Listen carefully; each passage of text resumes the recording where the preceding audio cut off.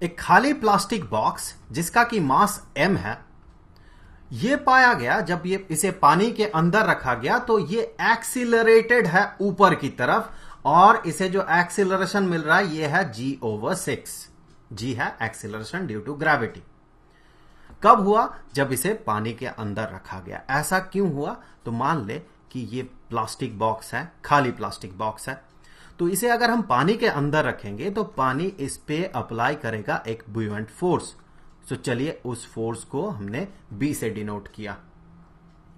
अब इसका अपना मास है, अपने मास के कारण इस पे एक फोर्स लगेगा नीचे की तरफ ड्यू टू ग्रेविटी, और चूंकि इसका मास m है तो इस पे जो force due to gravity act होगा वो होगा mg, और ये एक्सीलरेटेड है ऊपर की तरफ इस केस में, और इसका एक्सीलरेशन चलिए हम a मान रहे हैं। a का वैल्यू है g/6। बाद में हम इस वैल्यू को सब्स्टिट्यूट करेंगे a के जगह पे। वैसे इसमें एक और फोर्स एक्ट करेगा। अगर ये ऊपर की तरफ मूव कर रहा है, मान ले ये v स्पीड से, अभी इसका इंस्टैंटेनियस स्पीड जो है ये v है, तो v स्पीड से अगर ऊपर की तरफ चढ़ रहा हो तो इस पे नीचे की तरफ एक फोर्स अप्लाई होता है, force due to viscosity of water. So Fv, v is for viscosity. So इसे हम वाटर का रेजिस्टेंस भी कहते हैं, force due to resistance of water. So ये जो होता है ये प्रोपोर्शनल होता है v के, डायरेक्टली प्रोपोर्शनल होता है। वैसे यहां पर देखें, हमें इसका स्पीड नहीं पता है, वेलोसिटी नहीं पता, कहीं नहीं बताया गया है कि किस इंस्टेंट की बात किया जा रहा है। तो अगर हमें वेलोसिटी का मैग्नीट्यूड ही पता ना हो तो इस फोर्स को हम इवैल्यूएट नहीं कर सकते हैं। तो यहां से इस सवाल से ही यह क्लियर है कि इस फोर्स को हमें कंसीडर नहीं करना है। तो इस फोर्स को हम कंसीडर नहीं कर सकते इस सिचुएशन में। अगर कंसीडर करना होता तो हमें एक खास इंस्टेंट की बात बताया जाता जिसमें कि इसका जो वेलोसिटी है उसका मैग्नीट्यूड सवाल में गिवन रहता, तो हमें इसे इंक्लूड नहीं करना है। तो चलिए अब देखते हैं दूसरा सिचुएशन जहां पर कि इसमें कुछ बालू भरा जाएगा इसी बॉक्स में, और हमने इसमें भर दिया थोड़ा सा बालू। तो यहां भरा गया बालू जिससे कि इसका मास बढ़ गया। अब मास बढ़ के चलिए मान लेते हैं ये हो गया m'। तो बुयंट फोर्स जो है वो तो उतना ही एक्ट करेगा। ये बुयंट फोर्स डिपेंड करता है इस ऑब्जेक्ट के वॉल्यूम पे, तो वॉल्यूम तो सेम है, और डिपेंड करता है किस डेंसिटी का पानी को ये डिस्प्लेस कर रहा है, तो वो भी कांस्टेंट है, फिक्स्ड है दोनों ही केस में। और भी फैक्टर्स है जैसे कि g acceleration due to gravity, जो कि दोनों ही केस में सेम है। तो अब देखें यहां पर ये जो ऑब्जेक्ट है इस पे एक्ट करेगा नीचे की तरफ एक फोर्स, और वो फोर्स होगा ड्यू टू ग्रेविटी जो कि होगा m'(g). इसका मास तो अभी m' है, और इस केस में ये कहा गया कि इसमें बालू भर दिया जाए कुछ ऐसे कि ये एक्सीलरेटेड हो नीचे की तरफ विद एक्सीलरेशन g/6। तो अब इसमें एक्सीलरेशन नीचे की तरफ है, और एक्सीलरेशन का मैग्नीट्यूड a ही है पर नीचे की तरफ है, क्योंकि a ही है g/6। तो ये जो कि है g/6। बुयंट फोर्स का मैग्नीट्यूड सेम, तो यहां भी ये b होगा। तो अब दोनों सिचुएशन से हमें इक्वेशन बनाना है, और उन इक्वेशंस को यूज करते हुए हमें यह पता लगाना है कि m' से कितना बड़ा है। यही तो होगा कि कितना बालू वहां भरा गया है।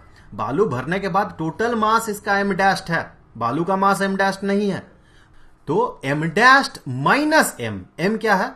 m है खाली बॉक्स का मास। तो बालू भरने के बाद मास माइनस खाली बक्सा का मास इज इक्वल टू बालू का मास। सो m' माइनस m हम पता लगाएंगे। तो फर्स्ट सिनेरियो से, फर्स्ट केस से हम जो इक्वेशन बना सकते हैं वो ये है कि चूंकि इसे एक्सीलरेशन ऊपर की तरफ मिल रहा है, तो हम ये पता लगाएंगे कि ऊपर की तरफ फोर्स कितना है।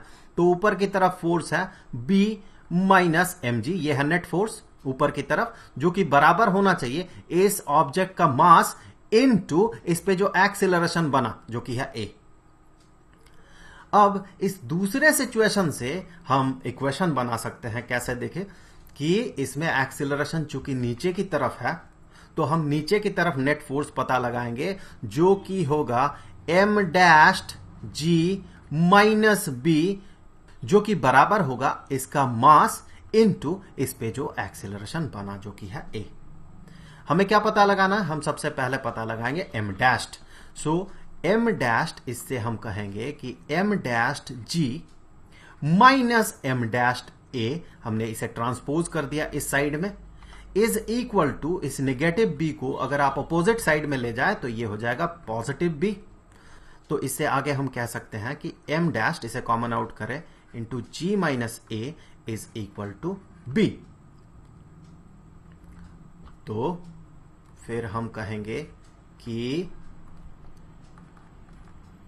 m dashed into g minus a is equal to b के जगह अगर इस इक्वेशन से आप वैल्यू सब्सटीट्यूट करते हैं, हम ऐसा क्यों करेंगे? क्योंकि b अननोन टर्म है जिसे कि हमने यहां पर इंट्रोड्यूस किया है, ये गिवन नहीं है, तो इसे हमने इंट्रोड्यूस किया है, तो इसे सब्सटीट्यूट करना है, हटाना है। तो यहां से अगर हटाने का कोशिश करें हम, तो कैसे हटाएंगे?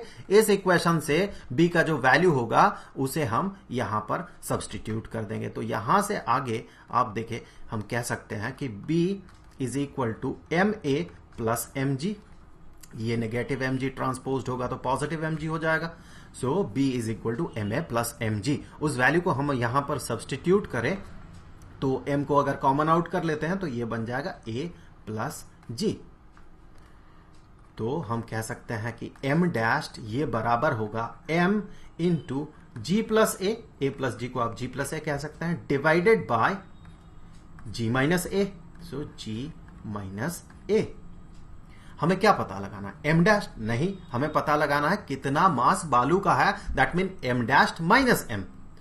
तो इससे आगे हम कह सकते हैं कि m dashed minus m is equal to, m dashed के लिए ये वाला लिखें, m into G plus A divided by G minus A minus m।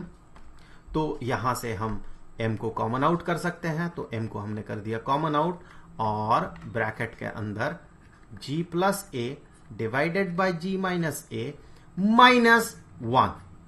Evaluate करें इसे। सो जैसे ही हम इसे इवेल्युएट करेंगे, देखिए क्या मिलेगा हमें, m बाहर है, इनटू डिनोमिनेटर में g माइनस ए और न्यूमरेटर में g प्लस ए माइनस g माइनस ए। तो g हो जाएगा नेगेटिव और नेगेटिव a ये हो जाएगा पॉजिटिव a। यहां से देखिए प्लस g, पॉजिटिव g और नेगेटिव g कैंसल आउट हो जाएगा, और यही बन जाएगा इससे आगे कि ये जो मास का डिफरेंस है m डैश्ड माइनस m, ये हो जाएगा m ये वाला into 2 into A divided by g minus A. अब देखिए a ये भी हमने इंट्रोड्यूस किया है, लेकिन एज टर्म इसे इंट्रोड्यूस किया, इसका वैल्यू हमें पता है, वो गिवन है। इसका वैल्यू जो है ये g ओवर 6 है।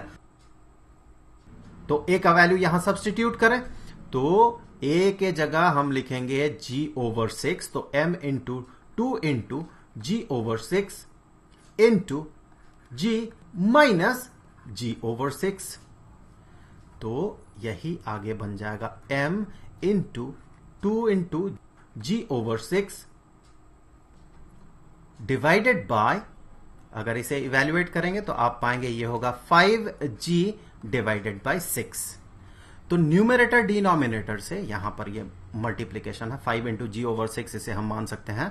सो न्यूमरेटर डिनोमिनेटर से g ओवर 6 कैंसल आउट हो जाएगा, और ये बन जाएगा 2m डिवाइडेड बाय 5। तो हम जो मास का बालू इस बक्से में रखेंगे वो होगा इस मास का 2m डिवाइडेड बाय 5।